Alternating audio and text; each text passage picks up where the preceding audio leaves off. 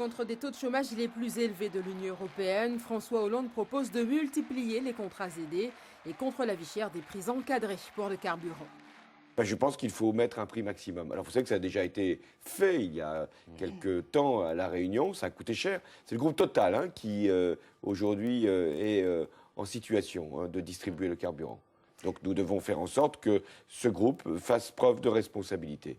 Le candidat socialiste propose également de réglementer les prix d'une centaine de produits de première nécessité, comme le prévoit la loi, et de lutter contre les monopoles.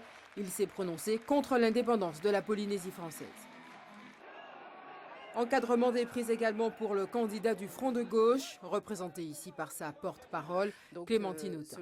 Donc qu'est-ce qu'on fait ? On essaye de casser les monopoles, on favorise la création. Non mais la loi, pardon, mais la loi, elle peut casser les monopoles. La loi, elle peut agir. Bien entendu qu'elle peut agir. La vie chère, un terrain également investi par Marine Le Pen. Elle propose de supprimer l'octroi de mer sur les produits concurrençant la production locale et sur le carburant. La candidate du Front National va également agir sur le prix du transport si elle est élue. J'ai proposé également 2 éléments qui m'apparaissent importants.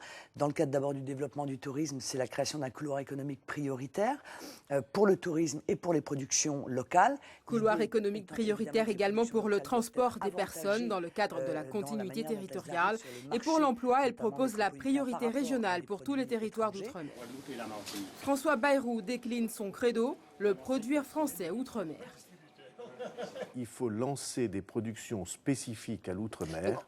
Et c'est pourquoi je suis... Non, ne soyez pas impatiente. Et c'est pourquoi moi je suis pour une politique de zone franche globale.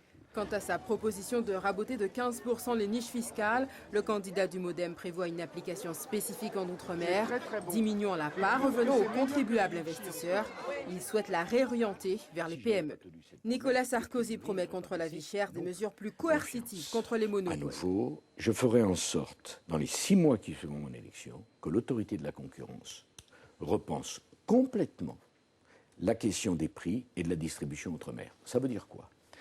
Ça veut dire que si nous sommes convaincus, après enquête, qu'il y a des distributeurs qui exagèrent sur les prix, alors l'autorité de la concurrence obligera certains secteurs à s'ouvrir à la concurrence. Oui. Je crois à la concurrence et je refuse le monopole.